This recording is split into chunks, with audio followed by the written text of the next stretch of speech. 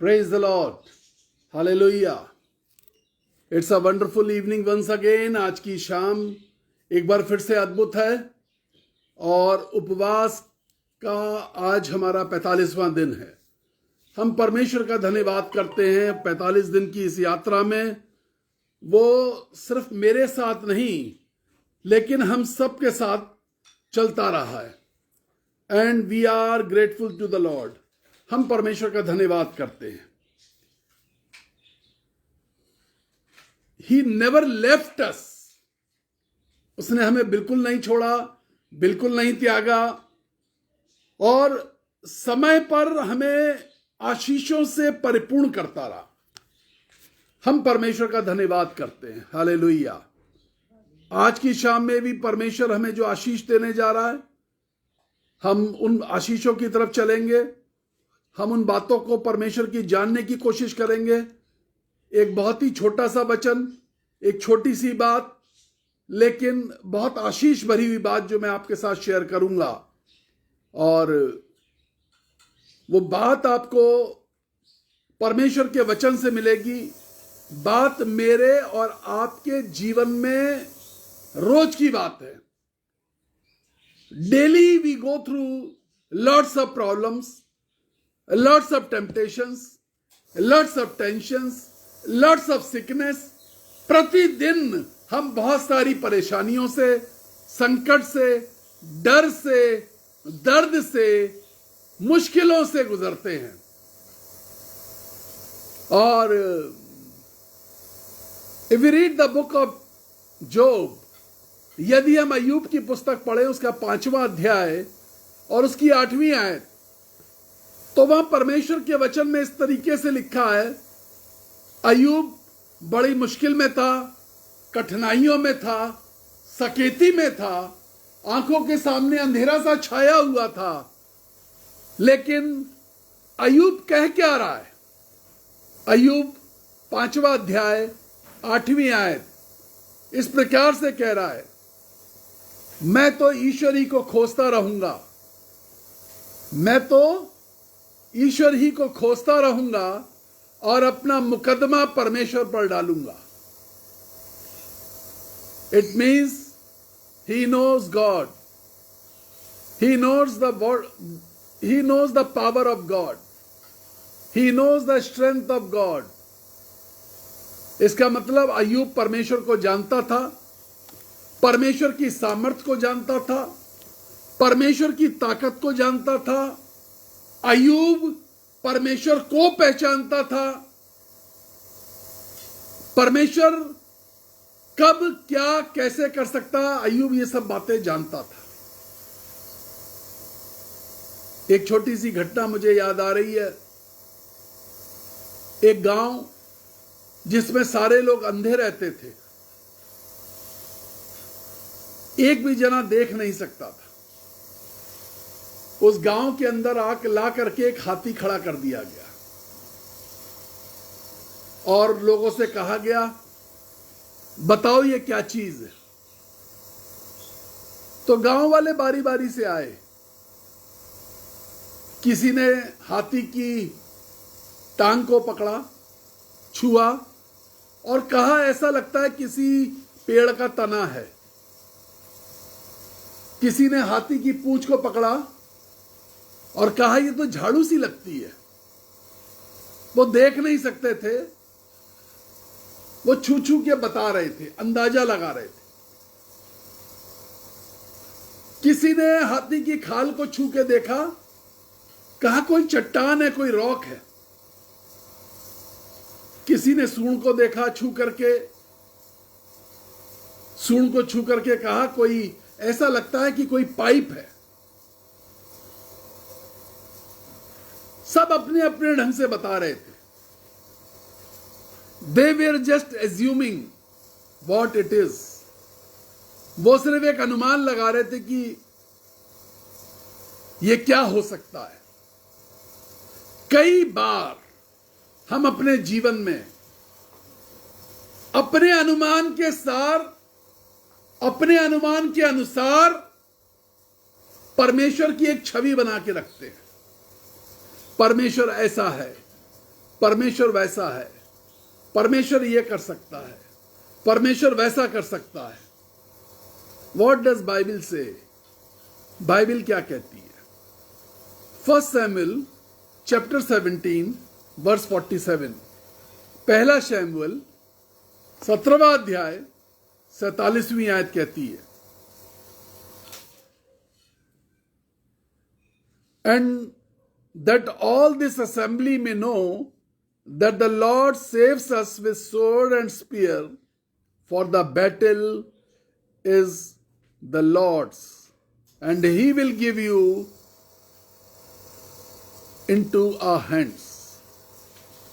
और ये समस्त मंडली जान ले, not few special people, थोड़े से लोग नहीं, आज मैं सबसे बात कर रहा हूं, और समस्त मंडली जान ले कि यहोवा तलवार और भाले के द्वारा जयवंत नहीं करता,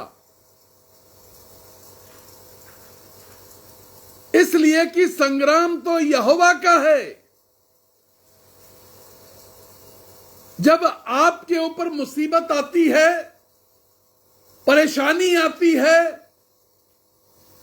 तंगी आती है, सताव आता है, तो परमेश्वर तलवार से, तीर से, हथियार से आपको जयवंत नहीं कराता। परमेश्वर कभी ये नहीं कहता कि तुम्हें अपने रिसोर्सेज और सोर्सेज को इस्तेमाल करना पड़ेगा। नो, बाइबल क्या कहती है? बाइबल कहती है और युद्ध यहोवा का है। All your agonies, all your pains, all your fears, all your disabilities, all your weakness, आपकी सारी कमजोरियां, सारी परेशानियां, सारे दुख, सारी चिंताएं, सारे दर्द यहोवा परमेश्वर के हो जाते हैं। और वो कहता है ये युद्ध अब मेरा है, ये युद्ध अब मेरा है, तुम पीछे हट जाओ, तुम बाजू में खड़े हो जाओ, इस युद्ध को मैं लड़ूंगा। If in this evening you are in the war field, यदि आप किसी प्रकार का युद्ध लड़ रहे हैं, अय्यूब कहता मैं अपना मुकदमा परमेश्वर पे डालूंगा। I will put my case, I will put my file into my Lord's hand. मैं अपने परमेश्वर पर डाल दूंगा।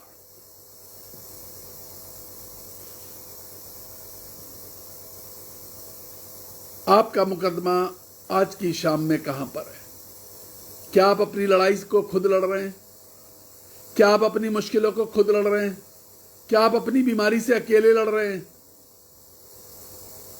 क्या आपको यह महसूस होता है कि घर में जो समस्याएं, परिवार में जो समस्याएं हैं, जो शैतानी आक्रमण हुआ है, जो परीक्षा की घड़ी आई है, मैं क्या खुद लड़ रहा हूं? मैं क्या खुद लड़ रही हूं?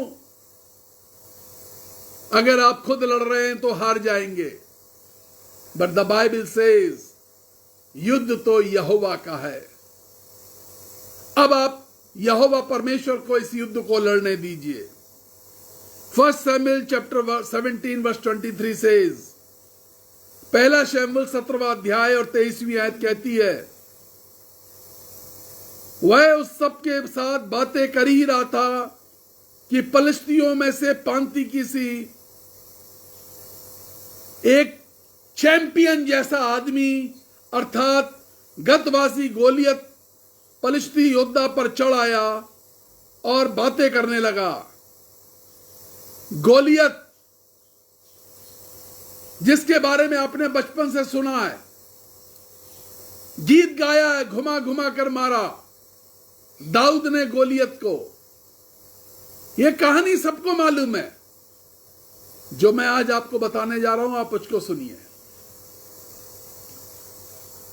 1 Samuel chapter 17 verse 4, 5, 6, 7 and 10 says, गोलियत का जो कद है वो करीब 10.5 से 11 फुट ऊंचा कद है। आपके घर पे जो फर्श से दीवार का साइज होता है लगभग उतनी ऊंचाई का आदमी एक सेना में सबसे आगे आकर के खड़ा हो जाता है और ललकारता है। 5वीं आयत में लिखा है, उसके सर पर पीतल का टोप है, शरीर पर 500 शेकेल का झिलम है। 500 शेकेल का मतलब होता है 57 किलो। टांगों में पीतल के कवच हैं, कंधों के बीच में बर्छी है फंसी हुई। 7वां है कि उसके भाले का फल लोगों को दूर से दिखाई देता है, और भाले का सिर्फ आगे का जो फल है वो करीब 7 किलो का है। 10-12 फीट का वह पलिश्ती बोलता है, मैं आज के दिन इजरायलियों को ललकारता हूं। कोई बड़ी समस्या, कोई बड़ी बुराई, कोई बड़ी बदनामी, कोई बड़ी बीमारी ललकार रही है। क्या करते ये पल क्या होता है जब हम मुसीबत में आते हैं? हम बदनामियों से डर जाते हैं, हम बुराइयों से डर जाते हैं, हम अफवाहों से डर जाते हैं, हम बीमारियों से डर जाते हैं, हमारा मन घबरा जाता है। लोग क्या सोचेंगे, मेरे शरीर का क्या होगा? हम अपने भविष्य की सोच करके डर जाते हैं। हम अपने निर्बल शरीर में सोचते हैं, कौन मुझे देखेगा? एवरीबडी हैज लेफ्ट मी, सब छोड़ करके चले गए हैं। Who will look after me? खास करके बुजुर्गों में यह सवाल होता है, जब वो बुजुर्गियत की ओर बढ़ना शुरू होते हैं तो वो सोचने लगते हैं, कौन मुझे देखेगा? हम बुजुर्ग हो गए, कौन देखभाल करेगा? Who will look after me? ये एक समस्या है। Who will take care of me? ये एक समस्या है। यह डर पैदा कर देती है दिल में। हमें डरावने ख्वाब आने लगते हैं, हम रात में सो नहीं पाते। The Bible says गोलियत ऐसे ही सबसे आगे खड़ा होता था और इजरायलियों को डराता था, परमेश्वर के लोगों को डराता था। कोई गोलियत मेरे और आपकी जिंदगी में खेल कर रहा है। कोई गोलियत है जो हमें रोज डराता है आकर के। हम उसके कद को देख करके डर जाते हैं। वो ऐसे हालात पैदा कर रहा कि हमारे जीवन में कि हम डर जाते हैं, सहम जाते हैं। क्या होगा, कैसे होगा? एक मां एक बार एक कन्वेंशन में आई और बहुत रोई। कहने लगी कि मेरा बेटा दारू पी के आता, रोज मारता है, गंदी गालियां देता है, सब जगह कर्जा करता है। हमारे पास थोड़ी सी इनकम है, जिनसे पैसा लेता वो हमारे दरवाजे पर आके गालियां देते हैं। ब्रदर, मैं चोरी से आपकी कन्वेंशन में आई हूं। हमारी कन्वेंशन का वो दूसरा दिन था। मैंने उसको कहा, कल चोरी से मत आइएगा, उसको बताइए और ये कहिए कि मैं कन्वेंशन में जा रही हूं, तुझे चलना है तो मेरे साथ चल। कहने की कि वो बहुत मारेगा, बहुत बेइज्जती करता है पास्टर्स की। मैंने कहा, मेरी करेगा ना आकर के, मैं तैयार हूं। मैं ऐसे गोलियत का मुकाबला करने के लिए तैयार हूं। आप जाकर के ये बात बोलिए। ऑल द गॉड्स पीपल, सारे प्रभु के लोगों, इस बात के लिए तैयार रहो कि कोई तुम्हारी बेइज्जती कर सकता है, कोई तुम्हारे लिए अफवाहें उड़ा सकता है, कोई तुम्हारे लिए बदनामियां कर सकता है, कोई बदनामी का जाल बिछा सकता है, कोई तुम्हारे चरित्र पर हनन कर सकता है। इस बात के लिए तुम तैयार रहो कोई तुम्हें चोर घोषित करने की कोशिश कर सकता है। गोलियत है, गोलियत कुछ भी कर सकता है। गोलियत का कद बहुत बड़ा है, दूर से दिखता है। अच्छी बातें देर में फैलती हैं, बदनामी बहुत जल्दी फैलती है, हम डर जाते हैं। नो, फियर नॉट, गोलियत का सामना करो। We are made to face this dynamic Goliath. हमें परमेश्वर ने इसलिए बनाया है कि हम इसको फेस करें।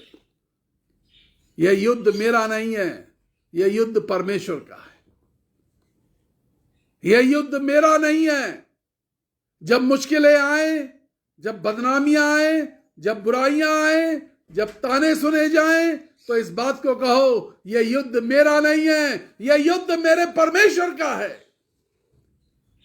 गोलियत 12 फुट का हो सकता है, गोलियत 15 फुट का हो सकता है, गोलियत 25 फुट का हो सकता है। मेरा परमेश्वर वो है जो स्वर्ग में बैठता है और टांग लटका के जमीन पर रख देता है। मेरे परमेश्वर का कद बहुत बड़ा है।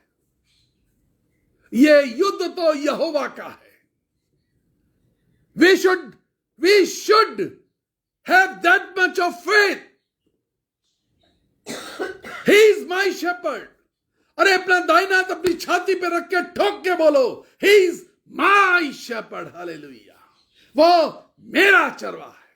अरे तेरा है या नहीं है? मेरा है। गोलियत यहोवा तेरा नहीं है, मेरा चरवाहा है। वो जो आज की शाम आपको कोई बात परेशान कर रही है, उस परेशानी का नाम लो और उस परेशानी को बताओ, यहोवा मेरा चरवाहा है। यह युद्ध तो यहोवा का है। Till you fight your battle, God never intervenes, never. But the day you transfer your case to the God, He comes into the battlefield. जब तक आप अपना युद्ध गोलियत से खुद लड़ते हैं, गोलियत रूपी समस्या से खुद लड़ते हैं, गोलियत रूपी बदनामी से खुद लड़ते हैं, आप हारते चले जाते हैं, डरते चले जाते हैं, दबते चलते हैं, कुचलते चले जाते हैं, वो रोनता चला जाता है। The day you hand over the case to the Lord. अय्यूब समझदार था। वो कहता है, oh, I put my case into my Lord's hand, I will seek my Lord. मैं अपने परमेश्वर को ढूंढूंगा, मैं अपना मुकदमा परमेश्वर पर डालूंगा, मैं अपना मुकदमा परमेश्वर पे डालूंगा। तो ये गोलियत आकर के इन पर हड़काने की कोशिश कर रहा है और ये कह रहा है, इजराइलियों, आज ही मैं तुझे नाश कर दूंगा। इजराइलियों को धमकी दे रहा है। रोज धमकियां मिलती हैं, कोई दिन ऐसा नहीं जाता जिस दिन धमकियां नहीं मिलती। But let him see the lord's hand. धमकी देने वाले को, उस धमकी को, उस गलतफहमी को परमेश्वर का चेहरा दिखाओ, अपना चेहरा मत दिखाओ। जब हम अपना चेहरा दिखाते हैं और जब वो हमारा चेहरा देखता है, वो हम पर हावी होने की कोशिश करता है। परमेश्वर का चेहरा दिखाओ, परमेश्वर के हाथों में सौंपो, परमेश्वर से कहो, यह युद्ध तेरा है। उस स्त्री से मैंने यही कहा, अपने बेटे को जाकर के बताओ, मैं कन्वेंशन में जा रही हूं, तू मुझे छोड़ने चल। उसने बहुत गालियां दी, बहुत गालियां दी, बहुत बहुत बहुत गालियां दी, उसने मुझे बताया। लेकिन जब समय हुआ शाम का 4 बजा, जो रात में लौट के आता था 2-3 बजे, वो ना जाने कहां से 4 बजे आया। बोला, बता जल्दी से कहां जाना है तुझे, मैं छोड़ाता हूं। और स्कूटर पर छोड़ करके जब वो लौट रहा था तो वो एक नाले में गिर गया। वही नाला जिस मैदान पर हम कन्वेंशन बोल रहे थे, उस मैदान की बाउंड्री वॉल से लगा हुआ नाला, वो उसके अंदर गिर गया, पड़ा रहा, धुत नशे में था, निकल नहीं पाया, चोटिल हो गया, नाले में पड़े पड़े परमेश्वर का वचन सुनता रहा। स्पीकर्स पे बहुत दूर दूर तक आवाजें जाती थी, कई कई किलोमीटर दूर तक आवाजें जाती थी, बड़ी कन्वेंशन थी, बड़ा इंतजाम था। एक व्यक्ति नाले के अंदर परमेश्वर का वचन सुन रहा है, एक व्यक्ति सूखे नाले के अंदर परमेश्वर के वचन की रोटी खा रहा था उस रात। सुबह उठ करके अपनी मां के पास आया, जब होश में आया, अपनी मां से आके बोला, मां सारी रात मैं तो नाले में पड़ा रहा। मां डरी हुई थी, सुबह आके कहीं मारे ना।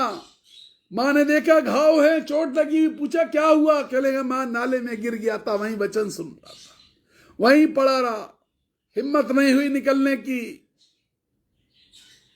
युद्ध परमेश्वर का है। He gave his life to the Lord. He gave his life to the Lord. उसने अपना जीवन परमेश्वर को दे दिया। Just think the joy of the mother. उस मां के आनंद को सोचिए। She was full of joy. आनंद से भरी थी। यदि वो उस दिन उस बात को जो मैंने कही थी अगर ना मानती, उसका बेटा कभी प्रभु के पास नहीं आता। वो चर्च जाने लगा, पास्टर बहुत अच्छा था, उसने धीमे धीमे उसको अपने संगति में रखा, वो प्रचार करने लगा। परमेश्वर का धन्यवाद हो।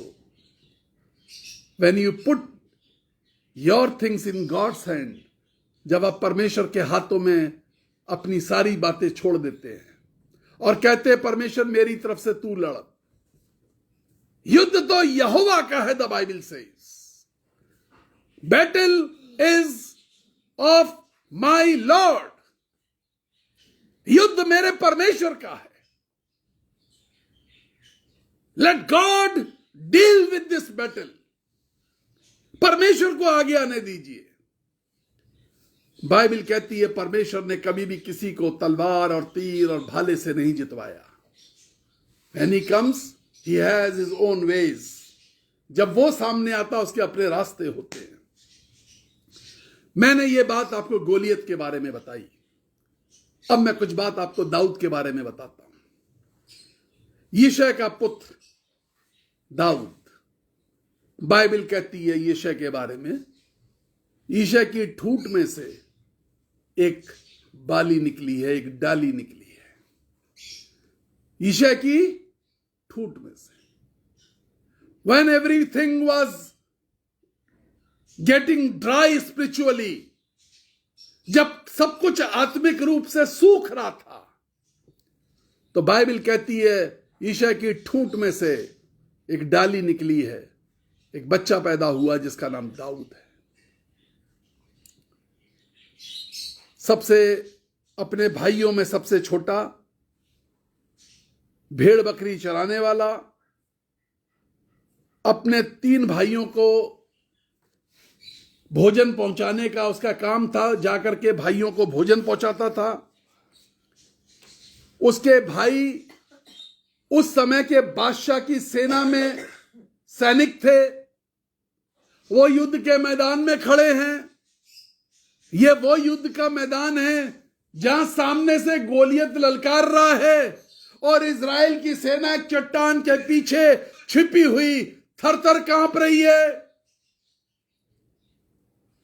इसकी मां रोज भोजन देती थी कि जाओ, बहाना करती थी कि जाओ और जाकर के भोजन देख के आओ, और सबको मालूम था कि गोलियत आया हुआ है, रौंद देगा, मार के काट के फेंक देगा, सबको हवा में उछाल के आसमान की तरफ फेंकेगा।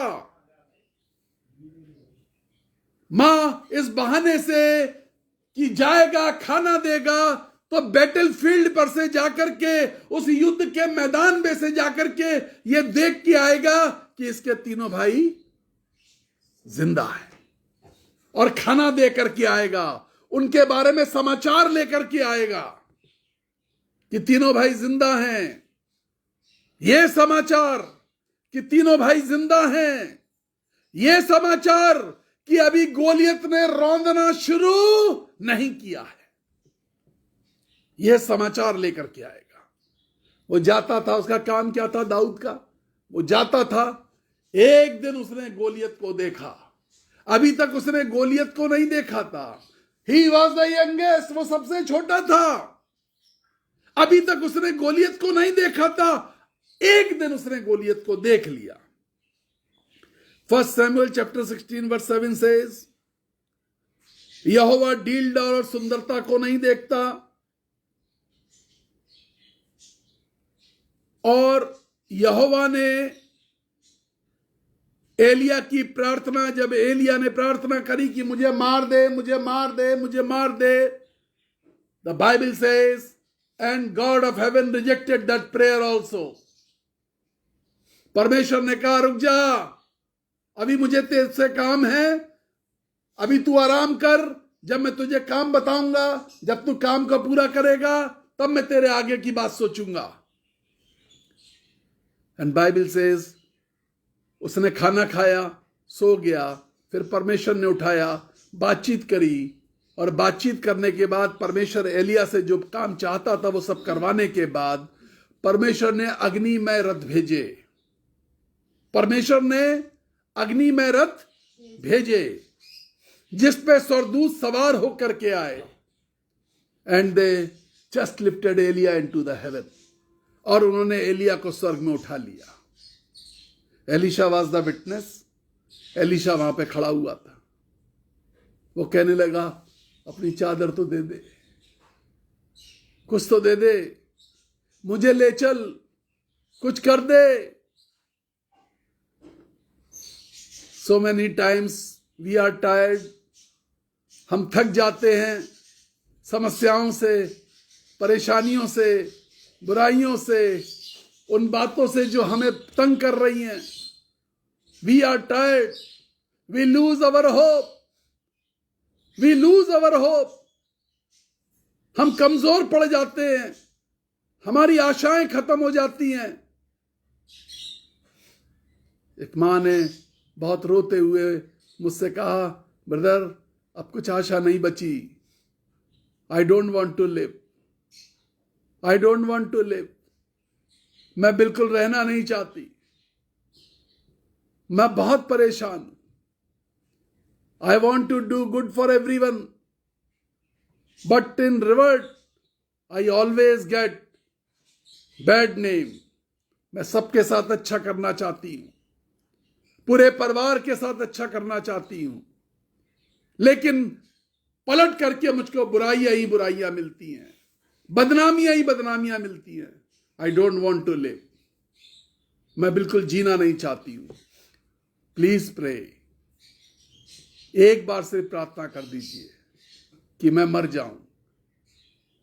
एक संदेश में मैंने आज सुना था कि आपने किसी के लिए प्रार्थना करी और वो स्त्री मर गई, आप ऐसी वाली प्रार्थना मेरे लिए कर दीजिए।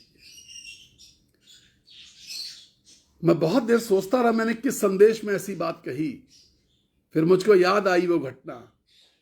First time when I went to Beawar, जब मैं पहली बार ब्यावर शहर के अंदर राजस्थान में गया, there was a lady pastor at that time.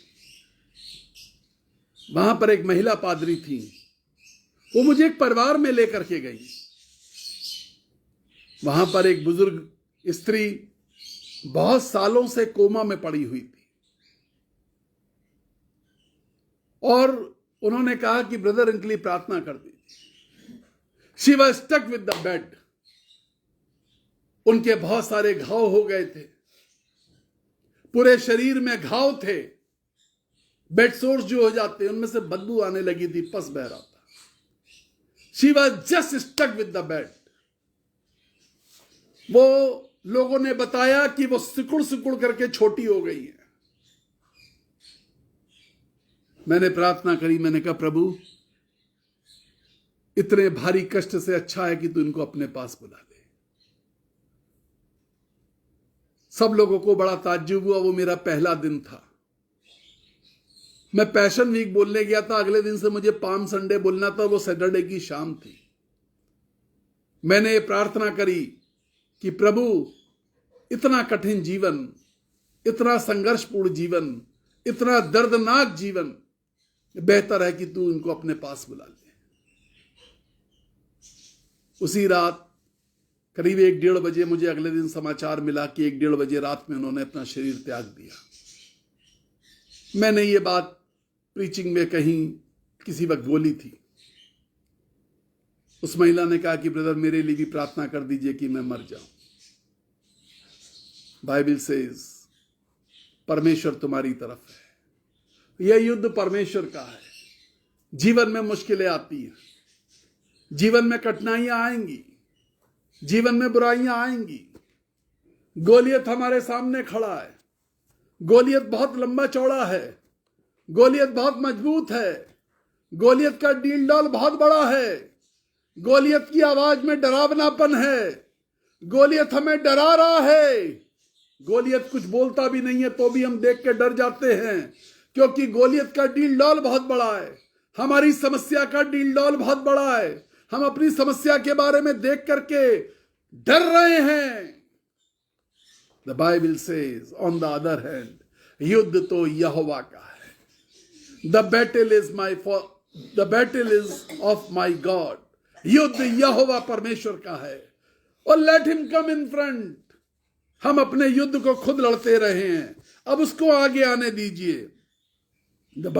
उसके आगे बाइबल कहती है वह दिल को जांचता है कि उसमें ईश्वर है या नहीं है, उसमें परमेश्वर की आत्मा वास करती है या नहीं है। यह बाइबल बता रही है कि किस तरीके से परमेश्वर हमें इस लायक बनाता है कि वो हमारे लिए लड़ाई करे। एक दिल जो नम्र है, घमंडी ना हो, डींगमार ना हो, क्योंकि शैतान हमारी काबिलियत से नहीं, परमेश्वर के अभिषेक से डरता है। हम अपनी काबिलियत पर घमंड ना करें। If you want to be in proud,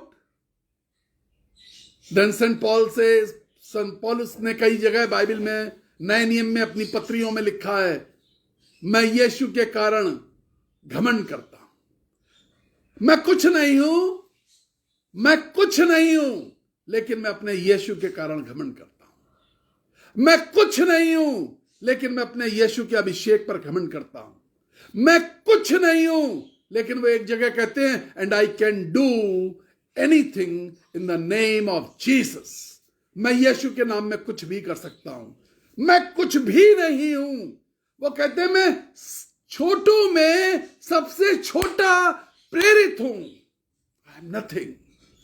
सब मुझसे बड़े हैं, मैं सबसे छोटा हूं, लेकिन मैं घमंड करता हूं अपने यीशु पर, जो मुझे स्वर्गीय के स्थानों पे लेकर के जाता है। मैं कुछ भी नहीं हूं।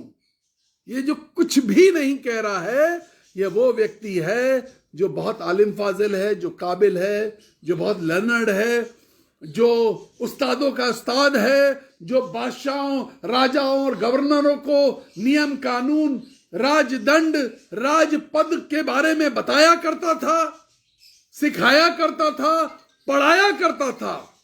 गवर्नर और हाकिम उसके सामने नीचे बैठ के बातचीत किया करते थे। आज ये व्यक्ति कह रहा है मैं कुछ भी नहीं हूं। I am nothing, I am nothing. मैं कुछ भी नहीं हूं, but I feel proud because of my Jesus Christ. अब जो अगली बात है वो बहुत इंपॉर्टेंट है। इंपॉर्टेंट इसलिए है, 1 शमूएल 17 अध्याय 45वीं आयत कहती है, दुश्मन तलवार, भाला, बंदूक, सांग दिखाकर, ये सब दिखाकर के, और जैसे मैंने बताया अपना 10वां अध्याय 5वीं से 11वीं आयत में कि अपना कद दिखा करके,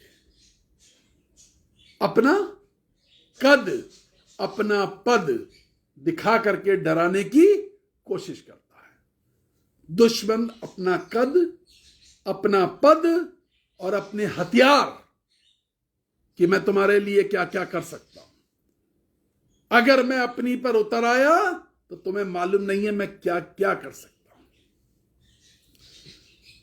एक बार मैं सुसमाचार प्रचार करने के लिए कहीं गया हुआ था। यह घटना मैंने बहुत लोगों को बहुत बार बताई है। इन दिनों में नए लोग जुड़ रहे हैं इसलिए मैं बता रहा हूं।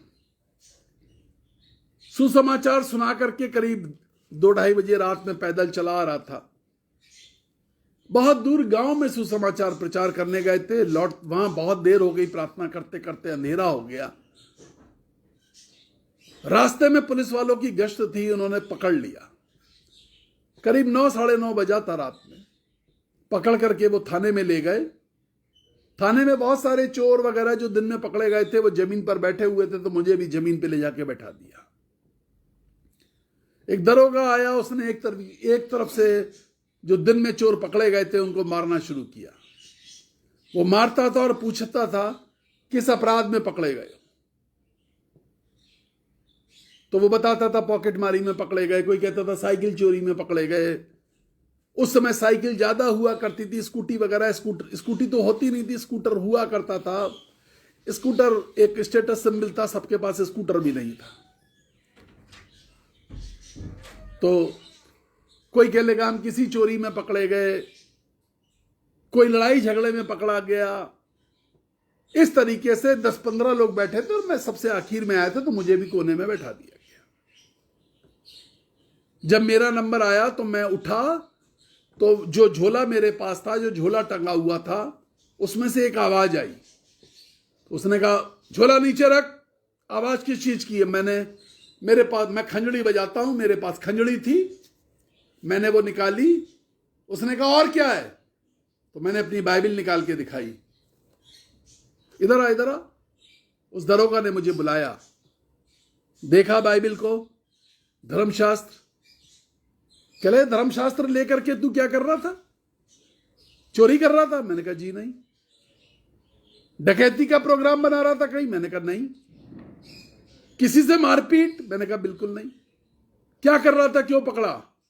मैंने कहा मैं प्रचार करके लौट रहा था, रास्ते में पुलिस वाले मिले, वो मुझे पकड़ के यहां ले आए। क्या प्रचार करते हो? मैंने कहा यीशु मसीह के बारे में। खंजड़ी लेके घूम रहे हो? मैंने कहा जी भजन भी गाता हूं। उस जमाने में मुझे सिर्फ, मैं अभी मेरी सेवकाई की शुरुआत थी, मुझे 2 ही भजन याद थे। रब की होवे सना हमेशा और परम पिता की स्तुति गाए। चलो गाना गा के सुनाओ। मैंने रब की होवे सना पहले सुना दिया क्योंकि उस पर खंजड़ी अच्छी बजा लेता था। फिर उसने कहा और सुनाओ, तो मैंने परम पिता की स्तुति सुनाया। उसने कहा now the Holi spirit started working. पवित्र आत्मा ने कार्य करना शुरू कर दिया। क्या लगा ये जो बात है ना जो तुमने गाई है, मां की तरह उसने दी तसल्ली, दुनिया के खतरों में छोड़ा नहीं। हम सब गाएं, मां की तरह उसने दी तसल्ली, दुनिया के खतरों में छोड़ा नहीं। खालिस दूध कलाम का दिया और दी हमेशा की जिंदगी। परम पिता की हम स्तुति गाए, वो ही है जो बचाता हमें। जब मैंने दोबारा गाया तो उसकी आंखों से आंसू निकल रहे थे। He was crying. कहने लगा बैठ जाओ। मैं जमीन पे बैठने लगा, नहीं कुर्सी पे बैठो। अपने सामने की कुर्सी पे बैठाया। एक बार यही फिर से गाओ, अरे मां की तरह उसने दी तसल्ली, दुनिया के खतरों में छोड़ा नहीं। मां की तरह उसने दी तसल्ली, दुनिया के खतरों में छोड़ा नहीं।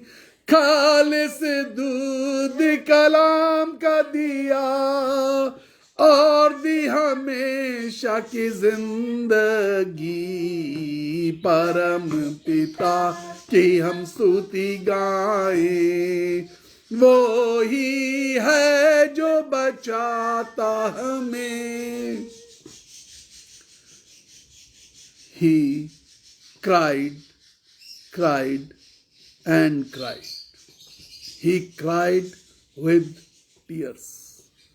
वो रोया, बहुत रोया, बहुत रोया, फपक फपक के रोया, आंसू भर के रोया, और फिर बोला एक बार और सुना दो।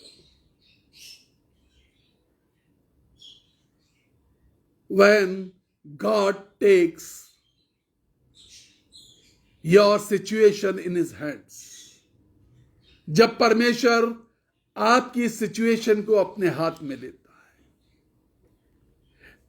It becomes God's battle. यह परमेश्वर का युद्ध बन जाता है। Let not your situation be your own situation ever again, let it be God's battle. यह सिचुएशन परमेश्वर की है, उसको डील करने दो। He will take care. जब दुश्मन हमारे ऊपर अटैक करता है, मसीह जीवन में जो चीजें डराती हैं वो है बदनामियां, पैसे की तंगी, षड्यंत्र, आरोप, लोगों का क्रोध, लोगों का कोप। हमें समझी में नहीं आता कोई क्यों हम पर क्रोधित है। क्रोध। जवान जब मुझसे कहते हैं कि इतना परीक्षा दे रहे हैं लेकिन जॉब नहीं लग रहा, अटैक है, विवाह नहीं हो रहे, रुकावटें हैं, अपना जीवन प्रभु को सौंपो। खड़े हो जाओ, प्रभु मेरी जिंदगी में इस दुविधा को दूर कर दीजिए। You will enjoy your life, a happy married life. You will enjoy your job, satisfied with your job. एक ऐसा जॉब जिसमें आप संतुष्ट होंगे। अगला हमला जो गोलियत का होता है, जो ऐसी डरावनी वस्तुओं का होता है, वो है रिश्तों में दरारें, पारिवारिक दरारें। अब दाऊद ने वहां पर खड़े होकर एक बात बोली। दाऊद ने कहा, पलिश्ती से कहा, तू भाला तलवार सांग लिए आता है, मैं सेनाओं के यहोवा के नाम से आता हूं। जब आप अपनी सिचुएशन को डील कर रहे हैं, आप अकेले हैं या आपने यहोवा परमेश्वर को अब इनविटेशन भेज दिया है कि तू आगे आके खड़ा हो जा।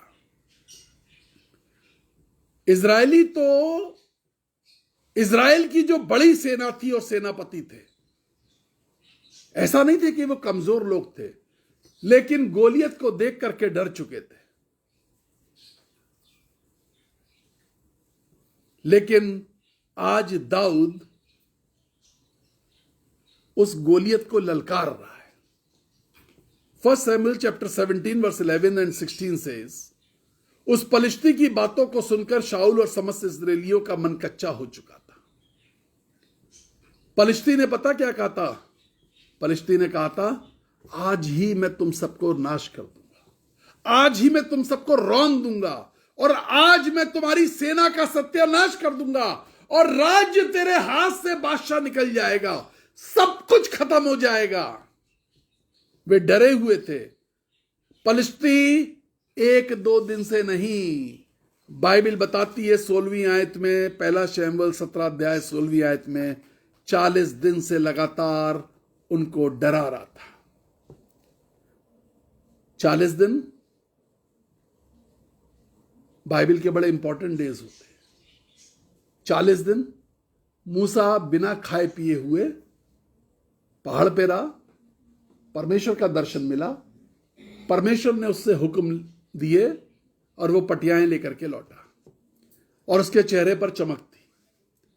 40 दिन यीशु मसीह पवित्र आत्मा की सामर्थ पाने के बाद निराहार रहा और परमेश्वर की सामर्थ से लबरेज, और शैतान को क्या जवाब देने हैं, इन जवाबों से लबरेज होकर के, उस अभिषेक से लबरेज होकर के लौटा। लेकिन ये वो 40 दिन है, ये वो 40 दिन है जिसमें एक पलिश्ती डरा रहा है और एक बड़ी सेना और परमेश्वर की कौम के लोग डरे पड़े हुए हैं। We are going through this 40 days.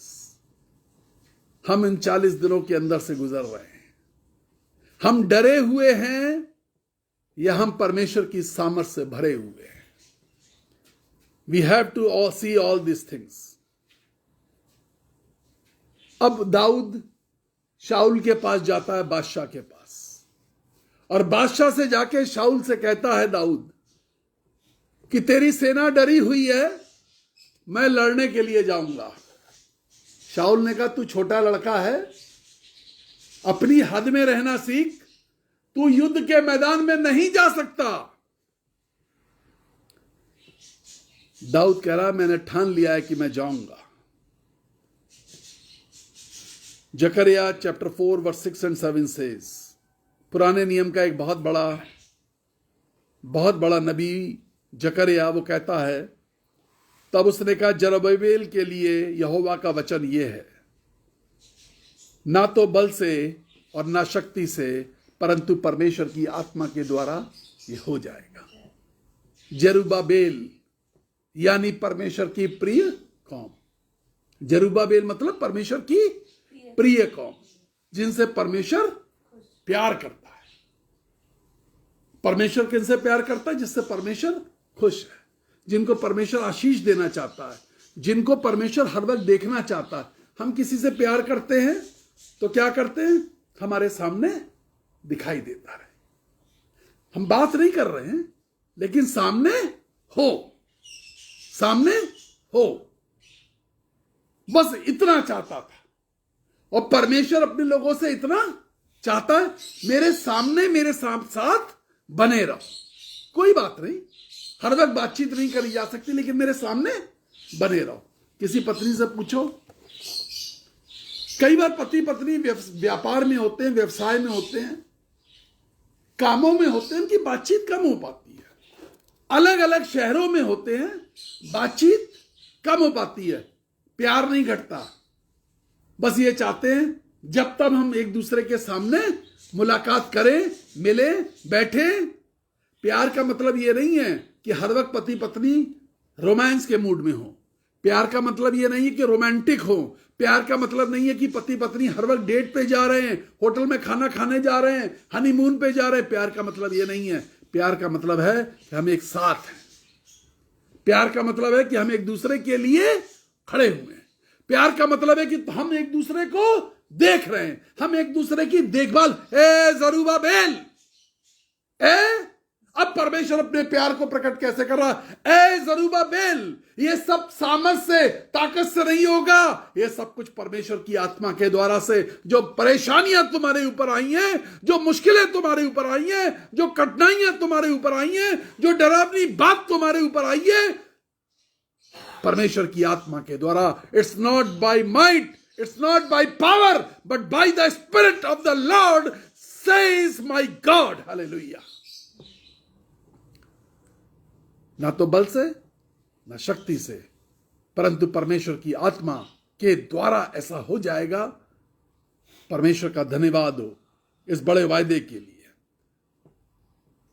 और जरुब्बाबेल का मतलब समझ लीजिए क्या होता है। जरुब्बाबेल का मतलब यह होता है कि जिन्होंने परमेश्वर के अलावा सभी वस्तुओं की, सभी व्यक्तियों की, सभी स्थानों की पूजा करनी छोड़ दी, उनकी आराधना करना छोड़ दिया। कई बार हमारी जिंदगी में कुछ चीजें परमेश्वर के ऊपर चली जाती हैं, और जब भी परमेश्वर ये देखता है कि मेरी महिमा से ऊपर कोई चीज चली गई, परमेश्वर बिल्कुल पसंद नहीं करता। जरूब्बाबेल का मतलब ये है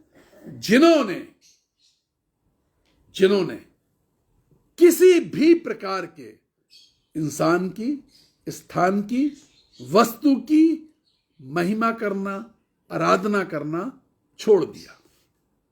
यह है जरूब्बाबेल, परमेश्वर जिनसे प्यार करता है। हम कई बार किसी भी मनुष्य को देवता बना लेते हैं। कितनी बार जब लोग ये कहते हैं ना, आप तो भगवान हैं, आप तो भगवान हैं, आपके द्वारा कुछ काम हो गया तो लोग क्या कहने लगते हैं, आप तो भगवान हैं। कहना पड़ता है कितनी बार, भगवान नहीं है, परमेश्वर के नौकर हैं, दास हैं, मध्यस्थ हैं, काम करने वाला परमेश्वर है। We should teach the right thing to the people. हमें बिल्कुल सही बात सही तरीके से सिखानी चाहिए। लोग इज्जत दे रहे हैं, इज्जत यीशु की करना सीखे। जो व्यक्ति यीशु की इज्जत करेगा वो मनुष्य की भी इज्जत करेगा, वो परमेश्वर के सेवकों की इज्जत करेगा। जो व्यक्ति परमेश्वर की इज्जत नहीं करता, वो एक दिन किसी भी परमेश्वर की सेवक की बेइज्जती कर देगा। ये सिखाने की बात होती है। जकरिया 2 Corinthians chapter 10 verse 3 and 4 says, यद्यपि हम शरीर से चलते फिरते हैं तो भी हम शरीर के अनुसार नहीं लड़ते, क्योंकि हमारी लड़ाई के हथियार शारीरिक नहीं पर गढ़ों को ढा देने वाला परमेश्वर का सामर्थ है। जो परमेश्वर के लोग हैं, ये जो जरूब्बाबेल टाइप के लोग हैं, ये अपने लड़ाइयां अपने हथियार से नहीं चलते हैं। हमारे हथियार सिर्फ पिस्टल और रिवॉल्वर और तीर तलवार नहीं होते। हमारे दिमाग के अंदर हमारे हथियार घुसे हुए हैं। हमारा दिमाग किस तरीके से काम कर रहा है और हम हथियार चला रहे हैं, उन हथियारों से नहीं लड़िए। क्योंकि बाइबल एक जगह बताती है, पौलुस कहता है, और हमारा ये जो युद्ध है लहू और मांस का नहीं है, हमारा युद्ध शैतान के खिलाफ है और शैतानी ताकतों के खिलाफ है, और ये युद्ध आत्मिक है। दाऊद ने क्या किया? वो जो युद्ध शारीरिक था उसको आत्मिक घोषित कर दिया। उसने कहा, मैं यहोवा परमेश्वर के नाम से आता हूं। अभी तक सेना में क्या कहा जाता है? तोप कितनी है, टैंक कितनी है, मिसाइल कितने हैं, एयरक्राफ्ट कितने हैं, शिप कितने हैं, पनडुब्बियां कितनी हैं। किसी देश का सेना का आकलन इस तरीके से होता है। कभी कोई ये आकलन नहीं करता, उनकी तरफ से परमेश्वर खड़े होकर लड़ता है, तो इस बात का आकलन नहीं करता है। उनकी तरफ से परमेश्वर खड़े होकर लड़ता है। Let God be on your side. अब दाऊद 5 पत्थरों को लेकर के, गोल चिकने पत्थर 5, उनको लेकर के लड़ने निकला है। पहला पत्थर विरोध के स्वर, डरावने वाले स्वर और ऐसे विचारों को कुचल डालो। हमारी जिंदगी में जो विरोध के स्वर हैं, जो डरावने वाले स्वर हैं, उनको क्या करो? कुचल डालो। ये हमारी जिंदगी का पहला पत्थर होना चाहिए, हमारी जिंदगी की पहली ताकत। दूसरा, परमेश्वर के चमत्कारों की गवाही दो। You should be full of testimonies of God. तीसरा जो आपको मिलता है, जांच लो कि तुम शुद्ध हो और प्रभु तुम्हें जानता है। 1 शमूएल 17 अध्याय 38वीं 39वीं आयत में लिखा है, जांच लो कि तुम शुद्ध हो। प्रभु का नाम इस्तेमाल करना सीखो। प्रभु का नाम इस्तेमाल करना सीखो। यह आपको मिलता है पहला शमूएल 17 अध्याय 45वीं आयत। ये बातें जो मैं बता रहा हूं आपको, ये मैं बाइबल में से बता रहा हूं। अगर आपको ये बातें सीखनी है, इन बातों पे मनन करना है, इन बातों को समझना है, इस मैसेज को रिपीट करके सुनिएगा। मैसेज फेसबुक पे ही पड़ा रहता है, मैसेज आपको यूट्यूब पर भी मिलेगा। और बाइबल हाथ में लेके सीखिएगा, बाइबल को पलटिएगा और ये जांचिएगा कि जो मैंने आपको सिखाया वो वहां पर है या नहीं है। पांचवी बात, पांचवा पत्थर, पांचवी ताकत, हर पत्थर दाऊद की ताकत है। दाऊद को अपनी ताकत मालूम है कि यहोवा परमेश्वर मेरे युद्ध को अपना क्यों बनाएगा।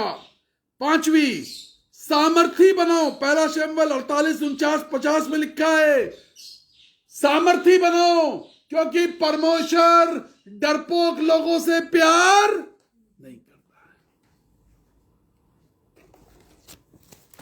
दाऊद ने चिकने पत्थर लिए, अपनी सामर्थ को घुमाया। यह परमेश्वर की सामर्थ उसने दिखाई, बाइबल बताती है, और उसने घुमा करके उसको मार दिया। परमेश्वर की सामर्थ आपके पास है। परमेश्वर डरपोक से प्यार नहीं करता। सामर्थी बनो, परमेश्वर को युद्ध लड़ने के लिए आगे खड़ा करो। Let your enemy see your strength. तुम्हारा जो दुश्मन है, तुम्हारी जो समस्या है, जो तुम्हारी परेशानी है, जो बात तुम्हें डरा रही है, जो हालात तुम्हें डरा रहे हैं, जो व्यक्ति तुम्हें डरा रहा है, जो आदत तुम्हें डरा रही है, कोई बीमारी है जो घर में घुसाई है, कोई परेशानी है जो घर में घुसाई है, कोई बुरी आदत है जो घर में घुसाई है। कई लाख लोगों के जीवन में मैंने बदलते हुए देखे हैं, कई लाख जीवन बदलते हुए देखे। परमेश्वर उपाय करने वाला परमेश्वर है। वो जवान नाले में गिरा पड़ा रहा। उस दिन मैं बता रहा था, परमेश्वर का हाथ, परमेश्वर की मुट्ठी, परमेश्वर का हाथ। बाइबल बताती है मुट्ठी भर बादल था। एलिया एलीशा से कह रहा था, जाके कारमेल की चोटी पे चढ़ के देख के, आप बारिश होने वाली है। एलीशा दौड़ के जाता था, लौट के आके कहता था, कैसी बात कर रहे हो, कोई बारिश नहीं होगी। 7वीं बार गया, लौट के आया, एक मुट्ठी भर बादल का टुकड़ा दिखाई देता है। तू कहता है यह बारिश होगी, बाइबल कहती है इतनी बारिश हुई, परमेश्वर की मुट्ठी, इतनी बारिश हुई, इतनी बारिश हुई, इतनी ज्यादा बारिश हुई कि उस नगर के अंदर पानी ही पानी था। और बाइबल कहती है उसका हाथ छोटा नहीं है कि वो तुम्हारा उद्धार ना कर सके। ये उस दिन की बातें थी मेरी, जो उस व्यक्ति ने, उस लड़के ने, जवान लड़के ने नाले के अंदर पड़े हुए सुनी, लहूलुहान अवस्था में सुनी, शराब के गहरे नशे में सुनी, और सुबह उसका जीवन परिवर्तन हो गया। न जाने कौन सी परेशानी आपको सता रही है, क्या डर है, क्या अनिश्चितता है, but God cares for you. प्रार्थना करने जा रहा हूं। प्रभु जी, सामर्थी परमेश्वर, दया कीजिए यीशु राजा। तेरा वचन कहता है, and it all shall happen not by the might, not by the power, but by the spirit of lord. और ये सब कुछ ना तो बल से ना शक्ति से होगा, परंतु परमेश्वर की ही सामर्थ के द्वारा हो जाएगा। परमेश्वर की ही सामर्थ के द्वारा, परमेश्वर की ही सामर्थ के द्वारा, परमेश्वर की ही सामर्थ के द्वारा। बादशाह ने दाऊद को सेनापति वाले कपड़े पहनाए, तलवार दी, टोप दिया, झिलम दी, सब कुछ दिया। दाऊद ने वो सब कुछ उतार के फेंक दिया। उसने कहा, मैं तो अपनी गोफन से लड़ूंगा, मैं अपने पत्थरों से लड़ूंगा, मैं अपनी उस सामर्थ से लड़ूंगा जो परमेश्वर की सामर्थ है। मेरा परमेश्वर मेरी तरफ से युद्ध करेगा। आपने अपने चारों तरफ बहुत कवच खड़े किए हैं। बीमारियों में डॉक्टर्स, मुकदमों में वकील, समस्याओं में काउंसलर्स और रिश्तेदार, ढेरों जगह ढेरों लोगों से बातचीत करी। Let God be your master. परमेश्वर तुम्हारा मालिक बन जाए। वो युद्ध करेगा, वो हरा देगा, वो बड़े से बड़े गोलियत को हरा देगा तुम्हारी जिंदगी के। यीशु के नाम से कहता हूं, आमीन आमीन आमीन। 9411958464 कॉल करिए, प्रार्थना करवाइए। परमेश्वर का धन्यवाद करते हैं। 45वां दिन था उपवास का। हमें परमेश्वर लेके चलता रहा, उसके नाम की महिमा हो। 51 दिन तक उपवास करेंगे, 6 दिन और करेंगे। आप प्रार्थना करिए कि परमेश्वर वो सामर्थ दे। And I can move in the spirit of God. मैं आपको रोज नए वचन लेके आता हूं। एक प्रार्थना निवेदन करिए हमने आपसे कि हमारे 40 बच्चों के लिए प्रति बच्चा 4000 रुपए ईस्टर के लिए। यदि खुदा आपके दिल से बातचीत करता है तो प्लीज प्लीज सपोर्ट अस। बच्चों के माता पिता नहीं है, हम संरक्षक हैं। हम और आप मिलकर ये काम कर सकते हैं। यदि आप इस सेवकाई को बढ़ाने के लिए दान देना चाहते हैं तो आप जरूर इसी वाले नंबर पे, सारे पेमेंट ऐप्स हैं, लेकिन जब आप जो दान भेजिए हमारे व्हाट्सएप नंबर पे जरूर लिख के भेजिए कि ये किस मद के लिए, किस लिए है। 9997730585। इन 2 नंबरों के अलावा कोई तीसरा नंबर हमारे पास नहीं है और मेरे बिहाफ पर कभी कोई दान नहीं मांग सकता। जब भी मुझे दान की जरूरत होगी मैं खुद आपसे आगे बढ़ करके निवेदन करूंगा। God bless you. कुछ लोगों ने मुझसे बोला है कि हमारे पास फोन आ रहे हैं कि उन ब्रदर संजय ने हमसे कहा है कि आप बात कर लीजिए। हमने कभी किसी से नहीं कहा कि आप मेरे बिहाफ पर बात करिए, आप हमसे बात करिए। Praise the Lord. कल शाम को 8 बजे एक नए वचन के साथ। हालेलुया।